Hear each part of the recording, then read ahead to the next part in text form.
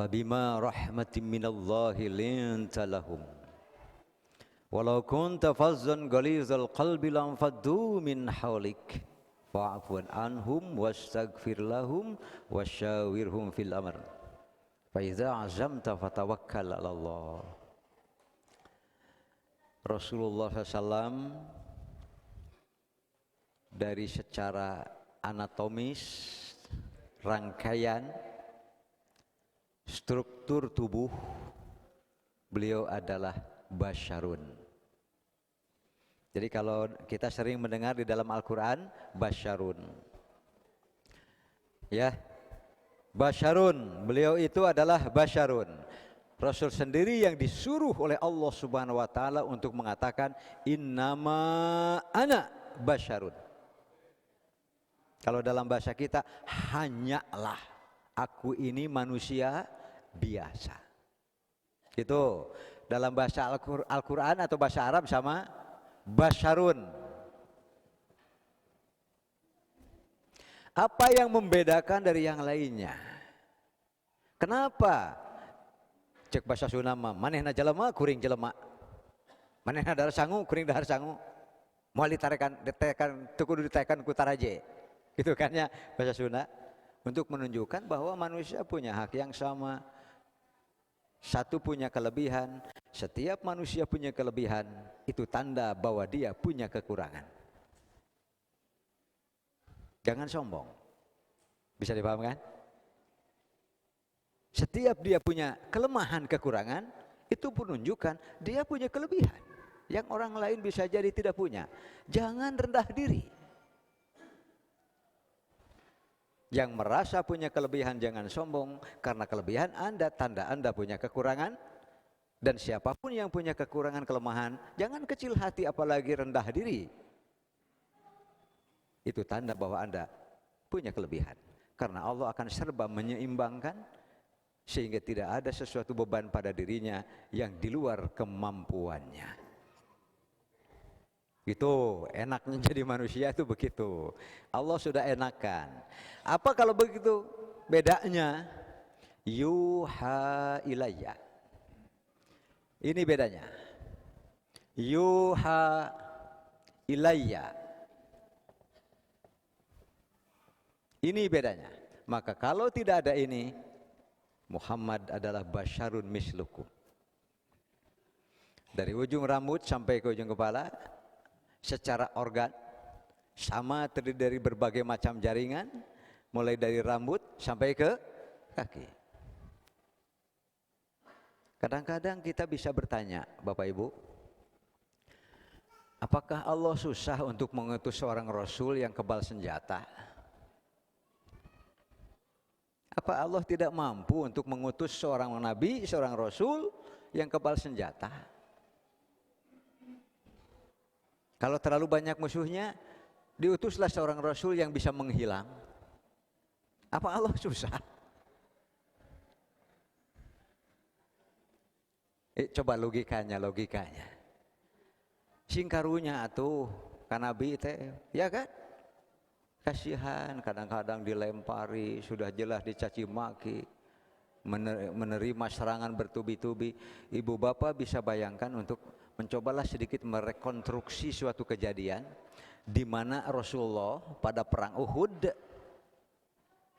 terseret-seret oleh musuh sampai akhirnya ia terjerembab ke dalam sebuah sumur beberapa sahabat lainnya. Terdesak sampai akhirnya jatuh ke dalam sumur dengan beberapa sahabat lainnya. Dari dalam orang-orang yang terus dari tadi mengepungnya dan mengejarnya, ada yang dengan tombak, ada yang dengan panah. Kasihan ya. Coba kalau Nabi itu kebal senjata, terus punya senjata kayak Dragon Ball. Dragon Ball atau apa itu? Pokoknya dari tangannya bisa keluar api, bisa keluar bom, bisa apa. Allah Maha Kuasa. Tetapi kenapa harus manusia yang diutus? Padahal khuliqal insanu dha'ifa. Nabi Muhammad sebagai yang nanti akan menjadi Allah dan Rasul pun saat diciptakan, dilahirkan dha'ifa. Kalau begitu apanya yang dipilih dari Rasulullah sehingga ia pantas untuk menjadi nabi dan rasul? Innallaha astafa. Allah pilih tidak sembarangan. Tapi tidak pilih yang ngaku-ngaku kebal senjata, bisa menghilang, bisa punya ilmu itu, ilmu ini, sehingga begitu ditemukan, kenapa Bapak tidak Jumatan? Fisik saya di sini, tapi ruh saya imam di Masjidil Haram. Kapan liar? Kenapa tidak seperti itu? Karena beliau adalah laqad kana lakum fi Rasulillahi uswatun hasanah. Semua sabdanya, semua apa yang beliau amalkan, contoh untuk kita semua. Kata Nabi, saya bisa, kamu pun bisa. Ya Rasulullah, qad ghafara laka ma taqaddama min dzanbika wa ma ta'akhkhar. Tuhan ini enak, sudah diampuni segala dosa-dosanya. Pagodiba Rasulullah SAW, marah, Rasul kecewa. Beliau diutus itu adalah untuk menjadi contoh, sehingga kalau Anda ingin diampuni Allah dosanya, tinggal mengikuti, karena Rasul berjuang selama hidupnya supaya pulang menghadap Allah tidak setitik kesalahan pun yang ditinggalkan. Kan itu perjuangan, Pak. Kalau saya ditanya ibu-ibu, bapak-bapak ditanya bapak ibu, apakah bapak ibu ingin amal-amal diterima oleh Allah? Mau bu, mau? Gimana caranya? Ikuti Rasulullah. Ikuti, karena beliau adalah sosok yang diutus oleh Allah, berjuang, berjihad dengan segala macam pengorbanannya, lelahnya, sakitnya, capeknya, cemasnya, sedihnya, dan sebagainya. Itu semua adalah beliau lakukan dan dapat dilihat. Karena ia adalah basyarun mislu. Bisa dipaham Bapak Ibu ya? Itulah Rasulullah SAW. Jadi dari satu sisi beliau adalah basyarun mislukum, artinya secara anatomis rangkaian tubuh terdiri dari jaringan-jaringan dan organ sama dengan kita. Jadi kalau diperiksa tubuh Rasulullah, ginjalnya berapa? Sama. Jantungnya seperti apa? Limpanya seperti apa? Otot-ototnya, urat sarafnya dan sebagainya, bahkan rambut sebagainya sama rambut manusia. Jadi beliau pun sama. Kalau ada hal-hal yang sifatnya memberatkan hatinya, bingung beliau, sedih beliau, emang enak? Emang enak jadi nabi? Coba umpamanya dalam surah Asy-Syu'ara kan? Ayat keduanya, la'allaka bakhi'un nafsaka alla yakunu mu'minin. Muhammad, kenapa harus bergundah hati, bergoloh hati, sedih? Ketika dakwah ke sana, dakwah kemari, kok belum ada yang ikut?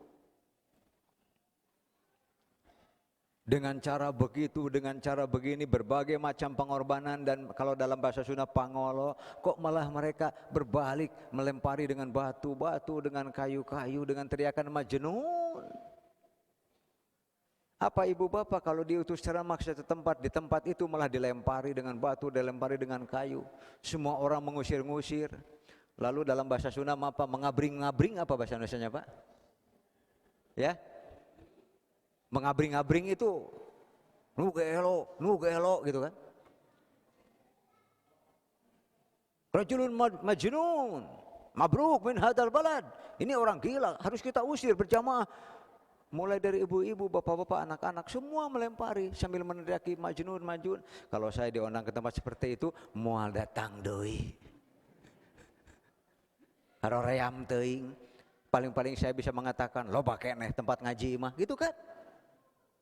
Nah, kenapa bisa begitu ustaz-ustaz sekarang? Kan ustaz-ustaz sekarang musim panen, Mbak. Di tempat-tempat tertentu istilahnya musim panen. Pendahulu-pendahulunya yang dengan susah payah untuk mendapatkan sepasang telinga pun agar mau mendengar dakwah kita, penuh pengorbanan dan perjuangan. Makanya saya kagum sekali kepada ustadz-ustadz, ikhwan kita yang sekarang masih terus bertahan, terus berdakwah.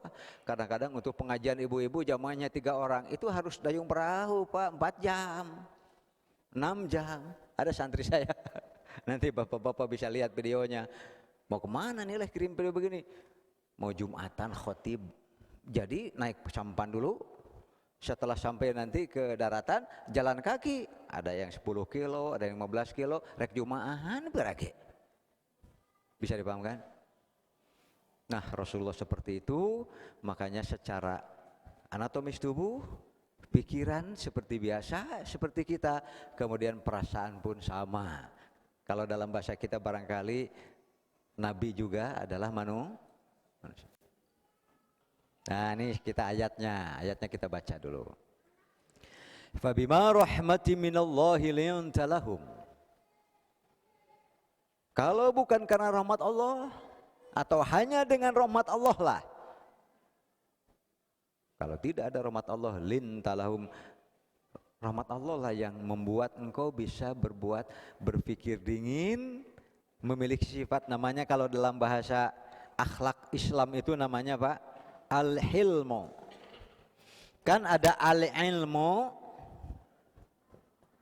ada al-hilmu.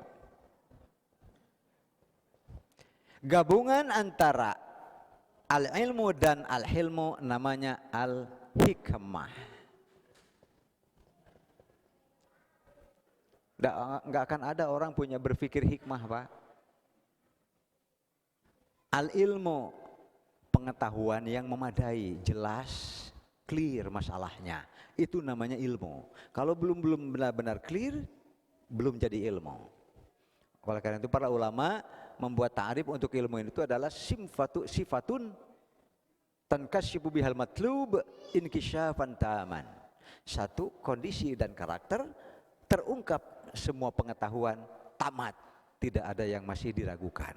Baru disebutnya can jadi ilmu atau ragu-ragu kan makan, belum jadi ilmu kalau benar-benar belum jelas. Maka tugas guru-guru yang mengajar itu adalah menyampaikan ilmu, bukan untuk meragukan murid. Itu ya, ini al-ilmu. Al-hilmu artinya apa? Memiliki sifat riqoh. Riqoh Pak. Riqoh itu artinya memang tidak berniat kasar, tidak ada pikiran mencelakakan, apalagi jauh dari sifat dan karakter hasud, apalagi menjadi orang yang menjadi pembenci, pemarah, gak ada, karena riqoh. Karena Rasulullah yuhibbur riqoh ala kulli syai'. Rasul itu sangat suka berbuat lemah lembut terhadap sesuatu, segala sesuatu. Nanti insya Allah mudah-mudahan segera selesai buku saya yang terbaru, itu kurban dan syariah sembelihan dalam Islam. Tapi kurbannya di zaman Nabi Adam Pak. Zaman Nabi Adam seperti apa, zaman Nabi Idris seperti apa, zaman Nabi Nuh seperti apa. Karena saya ingin menafsirkan ayat bahwa walikulli ummatin ja'alna mansakan.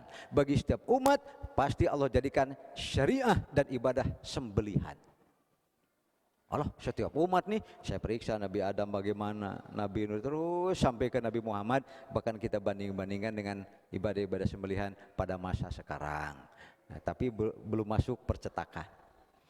Riqoh Pak. Jadi sekali lagi, al-hilmu adalah selalu ada niat untuk memahami apa sebenarnya masalah yang sebenarnya. Mengapa orang seperti itu? Kencing di masjid salah. Bisa dipaham Pak? Tapi kalau dengan emosi kita tidak ingin tahu mengapa dia kencing di masjid. Bisa dipaham Bapak Ibu? Kalau orang yang tidak berpikir seperti itu, yang ada langsung emosi. Cek bahasa Sunda, nukitu ngaranna ponok pikiran. Nah, karena kalau bahasa Indonesianya apa? Pendek pikirannya. Ya nggak apa-apa kalau memang hampir sama ya. Kenapa? Orang yang mudah emosi menunjukkan pikirannya pendek, tidak mau berpikir panjang, tidak mau bersusah payah untuk menganalisis ini sebetulnya apa. Sehingga sifat ingin menganalisis supaya jelas dan tidak bertindak gegabah serta sembrono sehingga salah menghukumi, namanya al-hilmu. selalu mencoba untuk mengetahui mengapa orang berbuat salah, karena niatnya bukan ingin menghukum tapi ingin mengubah supaya orang tidak berbuat salah lagi. Namanya al-hilmu. Maka digabungkan baru akan tercapai hikmah. Kalau enggak begitu, kita enggak punya hikmah apa-apa dari apapun yang kita lakukan. Al-hilmu. Apa bedanya antara para sahabat yang langsung emosi dengan Rasulullah? Nanti dulu, kenapa orang melihat orangnya, melihat perangainya, melihat nilai, oh orang ini nggak tahu bahwa ini masjid. Oh orang ini ternyata nggak tahu bahwa kencing itu najis.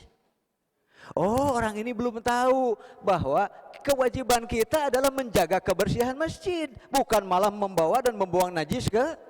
Ya memang nggak tahu. Berarti kalau yang nggak tahu harus apa? Tugas kita apa? Kalau kita menyimpulkan, oh orang ini harus diberitahu. Itu mulai pintu al-hilmu. Baru pintu al-hilmu. Kenapa? Karena harus dipikir lagi. Tidak bisa kita berkata dan berbuat dengan perkataan dan perbuatan yang sama kepada setiap orang. Nggak bisa, Pak.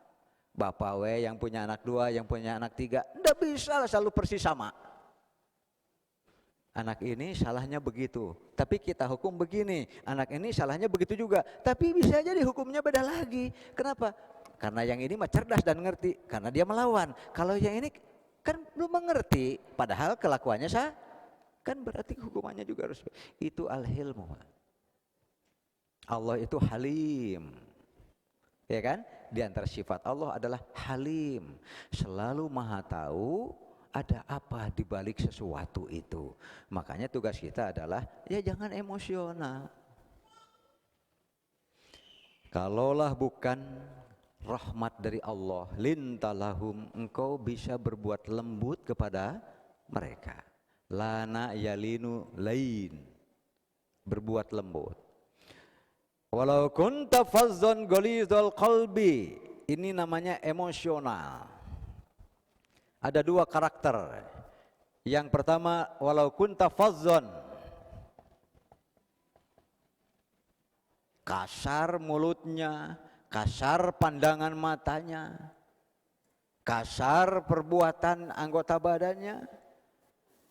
Orang tersakiti, orang dimarahi, kamu bodoh, kamu tolol dan sebagainya dengan bahasa yang berbagai macam.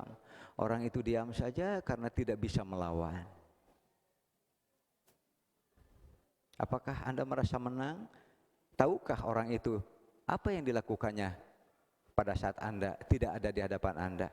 Dalam bahasa kolot, cekolot, bahala saya sering mendengar, jang kade jelema mah mun teu bisa ngalawan lantaran ngasa lemah, kade ngadua mah bisaeun. Itu.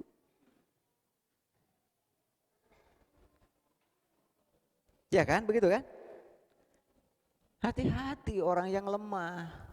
Hati-hati orang yang terzalimi. Laisa bainahu wa bainallahi hijab. Tidak ada hijab di antara dia. Jika benar dia dizalimi, lalu ia sakit sekali, tapi kan tidak bisa melawan. Ngomong kepada ibu bapaknya juga tidak bisa. Tidak bisa melawan juga karena lemah. Tapi hati-hati, bisa jadi ya cek bahasa Sunda, lompat ke pangsujudan. Itu bahasa Sunda, Pak. Padahal tidak harus selalu di pangsujudan kan kalau berdoa. Tapi lebih bahaya lagi kalau dia menangis di tempat sujudnya pada saat dia sholat.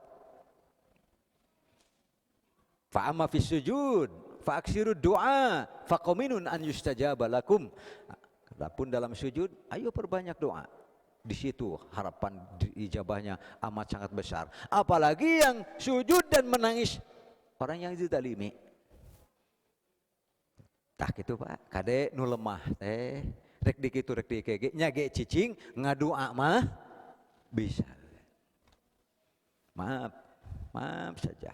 Mudah-mudahan ini pelajaran bagi semua bahwa kadang-kadang efek doa orang itu tidak langsung kepada kita. Karena kita sedang kuat.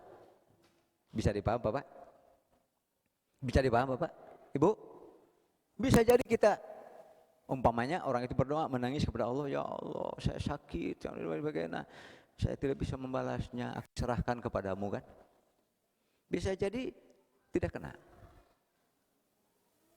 Kadang-kadang kena kepada istri kita, Pak.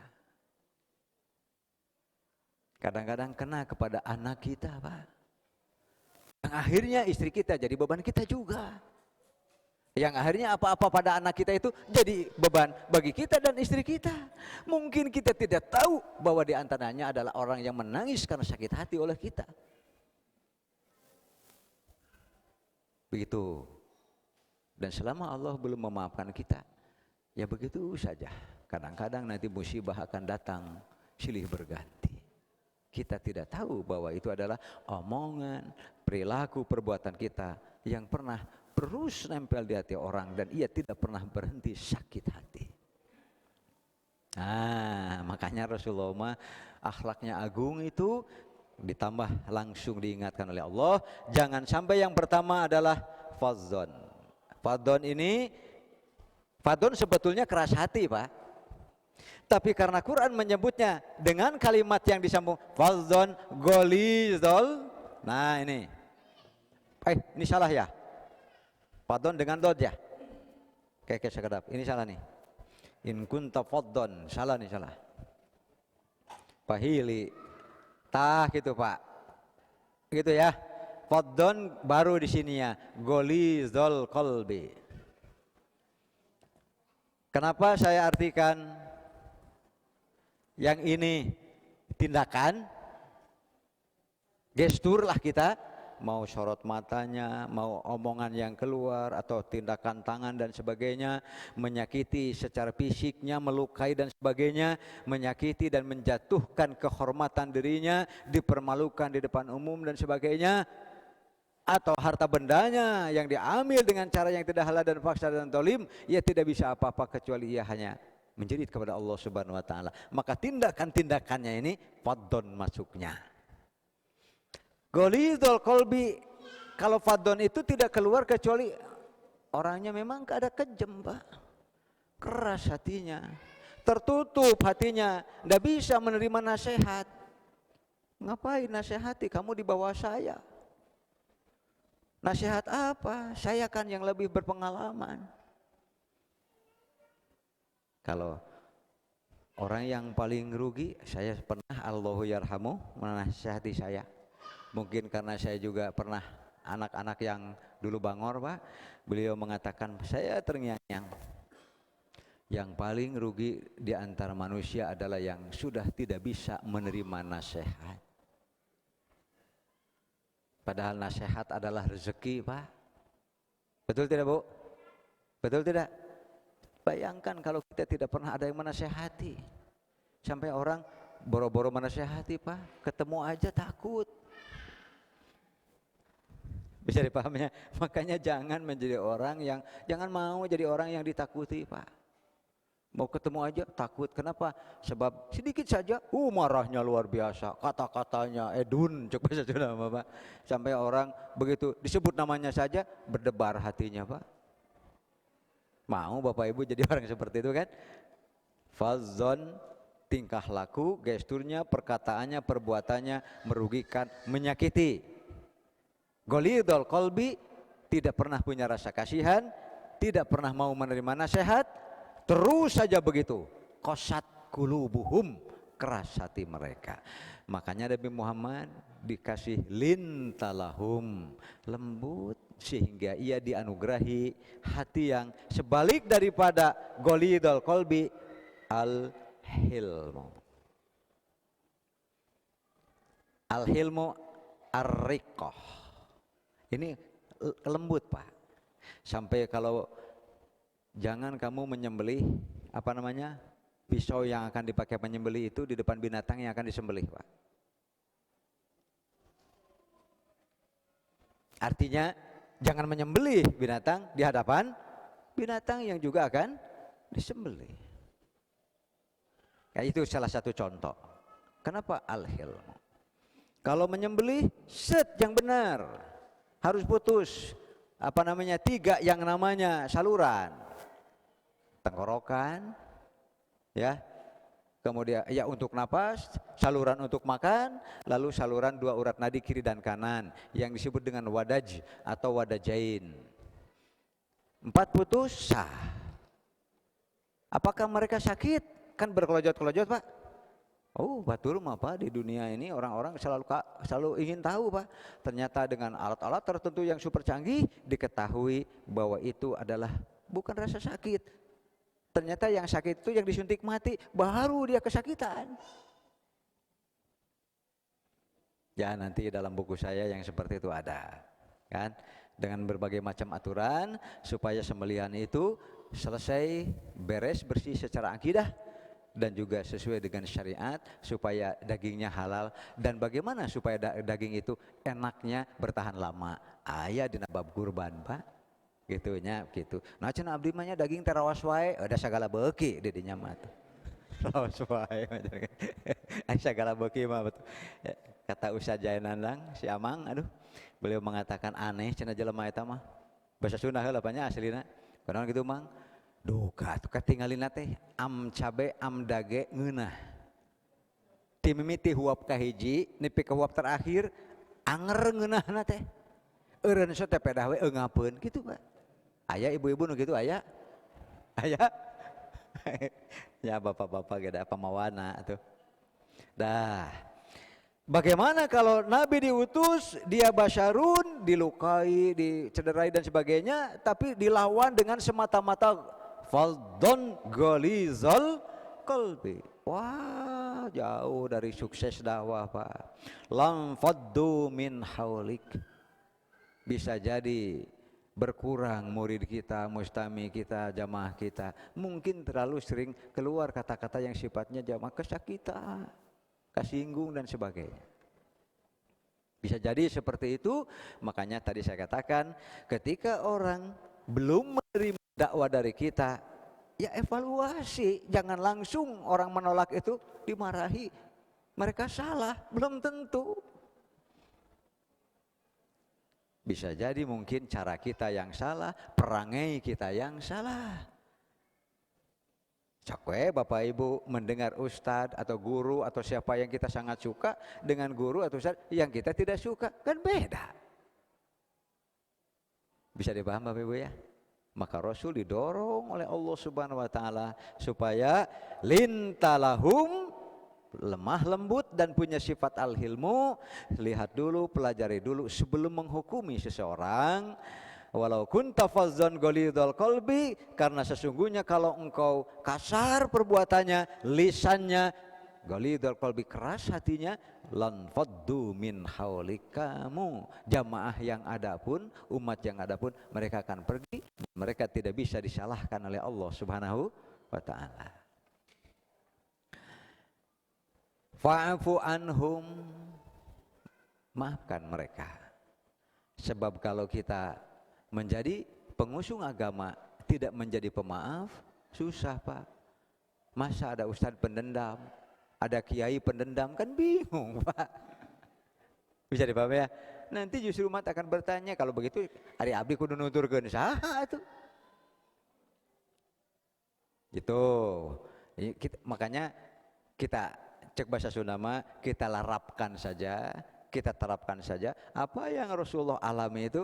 Nah, kepada kita semua sebagai orang yang punya semangat berilmu dan pasti punya semangat menyampaikan, walau kepada anak, kepada saudara dan sebagainya. Semua itu didorong oleh itu dia Pak, yaitu al-hilmu. Bukan ingin menghukumi, tetapi bagaimana supaya orang ini terbebas dari hukuman. Kan intinya begitu Pak.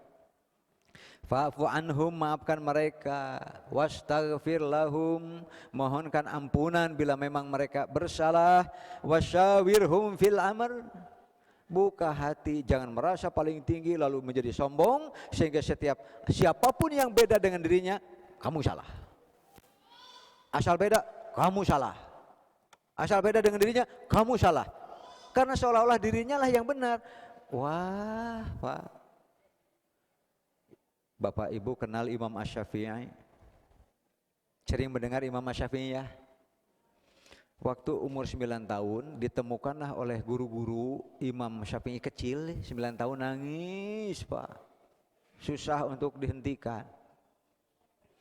Akhirnya ditanya oleh orang-orang, Syafi'i kan masih kecil kan? Mungkin kalau dalam bahasa kita mungkin gitu. Kenapa kamu nangis terus? Ya Ustadz, ya guru, saya sedih. Kok 9 tahun saya baru hafal Al-Quran. Sedih sampai Pak. 9 tahun baru hafal Al-Quran. Kalau kita mah enggak sedih karena usia kita udah lewat. Sedih Pak. Karena menurut Imam Syafi'i saya telat belajar. Usia 6 tahun baru hafal setengah Al-Quran. Lalu bapaknya meninggal. Gitu, jadi belajarnya jadi kurang konsin dan kurang ada yang mengarahkan. Akhirnya baru usia 9 tahun hafal Al-Quran. Beliau hafal beratus-ratus ribu hadis. Murid-muridnya saja Imam Bukhari, Imam Muslim, Imam Ahmad dan lain-lain. Itu murid Imam Syafi'i semua. Tapi beliau mengatakan, saya baca Quran, saya baca hadis. Lalu saya sedapat-dapatnya dengan segala susah payah untuk bisa memahaminya, agar apa yang saya pikir dan saya simpulkan sesuai dengan kehendak Al-Quran, sesuai dengan kehendak As-Sunnah. Kan semua berasa begitu para ulama Pak. Lalu ditanya apakah imam pasti benar? Tidak ada, yang benar itu Allah. Saya ini hanya berusaha. Kalau nanti apa yang saya sampaikan ternyata benar, terima. Tapi kalau apa yang saya sampaikan ternyata salah, buang jauh-jauh. Eta teh numpang hebat-hebat ilmuna. Beliau masih bisa berdiskusi, beliau masih bisa bertanya, menerima masukan. Itu ya dikarenakan apa? Jauh dari sifat faddon gholizul qalbi. Syawirhum fil amr, ajak musyawarah, ajak diskusi. Ya, makanya kalau kita orang yang sudah biasa aktif di jamiah apapun, organisasi gitu, apalagi yang mengusung dakwah, mengusung pendidikan, kan sering diadakan musyawarah rapat Pak. Pasti bapak-bapak juga tidak akan suka kepada karakter orang seperti ini. Waktu di rapat diam, seperti tidak punya ide, seperti tidak punya mau apa-apa, diam saja. Ketika diputuskan rapat, seperti menerima. Tapi di luar rapat baru ribut. Ternyata pendapatnya banyak.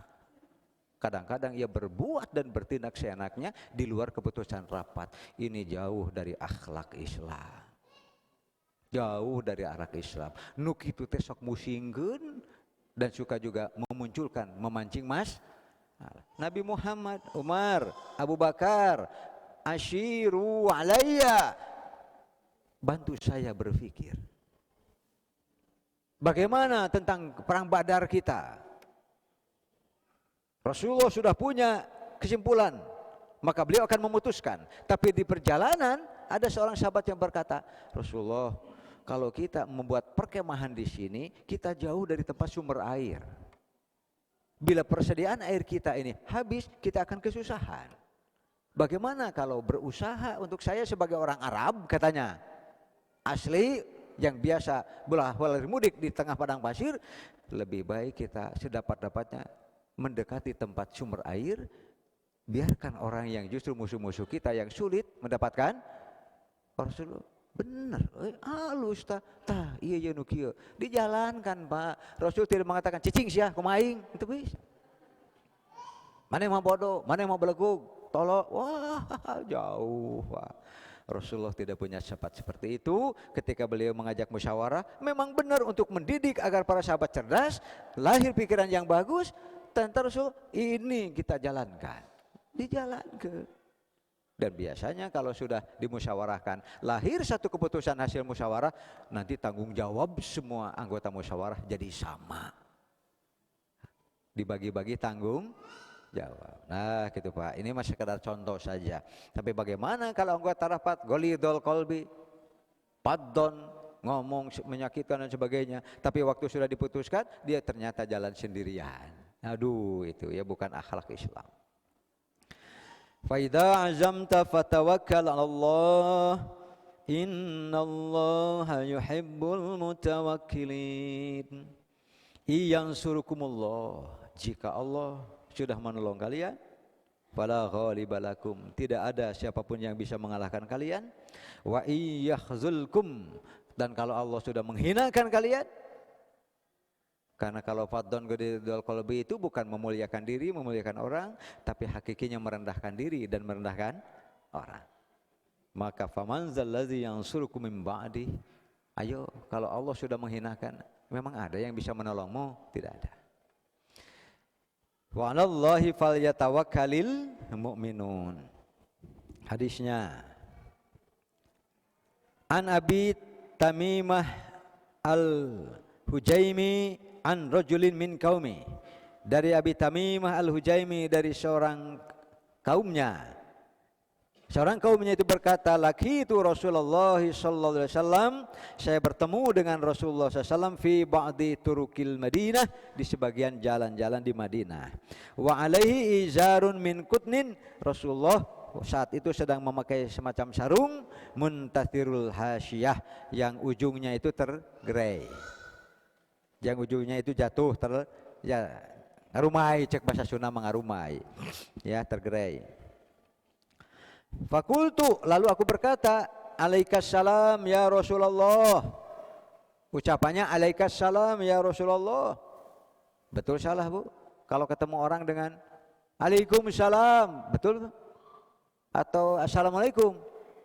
Kebalik nih orang. Bisa dipaham ya? Kebalik. Alaikassalam ya Rasulullah. Faqala, maka Rasul bersabda, inna alaikassalam, sesungguhnya bertemu orang lalu mengucapkan alaikassalam, tahiyatul mauta, itu mau ucapan salam kepada yang mati atau harusnya assalamu alaikum, malah ini alaiknya yang didahulukan. Kalau ketemu begitu jangan dibalik. Inna alaikassalam tahiyatul mauta, inna alaikassalam tahiyatul mauta. Jangan alaikanya dulu, justru dahulukanlah salamun alaikum atau assalamu alaikum. Itu yang benar. Baru itu kepada orang hidup katanya. Kemudian marrotain sampai 2 kali, atau salasan atau sampai 3 kali. Hakadha qala, begitulah. Lalu ia berkata lagi, sa'altu anil izar, saya bertanya kepada Rasulullah tentang bagaimana cara pakai sarung. Fakultu aina at-taziru, di mana saya harus kalau pakai sarung, batas ke bawahnya seperti apa? Nah gitu kan, batas ke bawahnya seperti apa? Cek bahasa Sunda ngarumainan nepi ka mana gitu, sampai mana?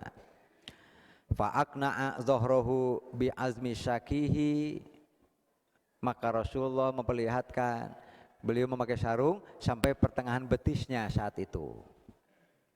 Wa qala hahuna ittazirta, cobalah disarung seperti ini, batasnya sampai pertengahan betis. Fa in abaita, tapi kalau enggak mau, fahahuna asfala min dzaliknya, sok atuh turunkeun. Ya kan? Ini cara atau model pakai sarung. Fa in abaita fahuna faqul ka'bain, kalau masih merasa kurang bawah, silahkan di atas mata kaki. Kalau selewat dari mata kaki, hati-hati. Bisa dipaham Bapak Ibu? Ada yang sampai punya paham bahwa setiap pakaian sarung, khususnya karena bab sarung dulu ya, menutupi mata kaki, finar, ke neraka. Makanya ngaranna tungba. Tapi Allah Rasulullah disabdakan seperti ini, kalau kamu lebih di atas mata kaki masih merasa kurang nyaman, silahkan, tetapi hati-hati. Fa innallaha azza wa jalla la yuhibbu kulla mukhtalin fakhur. Allah tidak suka kepada orang yang sombong lagi membanggakan diri sambil menghina orang. Nah, itu yang digarisbawahi, bahwa sehebat apapun kelebihan kita dalam berbagai macam, termasuk ilmu, wibawa, harta, benda, wawasan, pengalaman, tetap tidak boleh menyombongkan diri sambil merendahkan orang lain, karena itu bagian dari fadzon golizol qalbi. Kemudian makanya yang melabuhkan pakaian, Bapak Ibu, Bapak-bapak, bukan ibu-ibu ya, Bapak-bapak, sampai menutup mata kaki ada 2 macam, ada yang sombong, ada juga yang harnakannya sukanya memang begitu. Kalau zaman jahiliyah, kalau orang sampai pakaiannya melabuh sampai menggusur-gusur tanah, itu sedang menunjukkan tingkat sosial bahwa dia orang mampu. Itu mah tidak dibenarkan. Kalau sekedar suka silahkan, jangan diiringi dengan, kalau dalam hadis lain mah khuyala, sombong. Kemudian wasa'altuhu anil ma'ruf, lalu saya bertanya tentang ma'ruf yang kita sering menerjemahnya kebaikan. Faqala, Rasulullah bersabda, la tahqiranna minal ma'rufi syai'a, jangan pernah engkau hinakan, rendahkan dari kebaikan sedikit pun. Walau antu'atiya silatal habli, ada orang yang sedang susah payah ingin menyambungkan tali, ternyata ia tidak bisa, datang kita, sambungkan tali ina, selesai. Ma'ruf, kebaikan. Yang begitu jangan dianggap enteng. Orang akan ingat kita, Pak. Atur nuhun, terima kasih. Bahkan kalau doakan jazakumullahu khairan, tuh kan enak. Sehingga tidak mengenang kita orang itu kecuali kebaikan yang kita lakukan. Kemudian yang pertama itu, walau antu'atiya syi'an na'ali, ada orang yang sendalnya putus, ada orang yang sendalnya hilang sebelah, lalu kita cari bantu di mana tadi sendalnya. Ya ada langkah-langkah yang kita tahu dia bahwa kita ada perhatian untuk membantunya. Kan enteng ya Pak ya, sederhana. Apalagi kembali lah atau iya sendal nu abdi, oh itu mau bagus. Bagus itu, tapi geus kitu ulah kulantang kulinting neangan deui leuwih alus. Wah itu mah. Ya, jangan itu mah. Ini pekerjaan-pekerjaan yang jangan dianggap enteng. Walau antanzi'a min dalwika fina'il mustasqi, kita yang punya air, orang yang kekurangan, ya silahkan. Lalu kita bantu, lalu kita kasih. Seumur hidup dia tidak akan pernah lupa.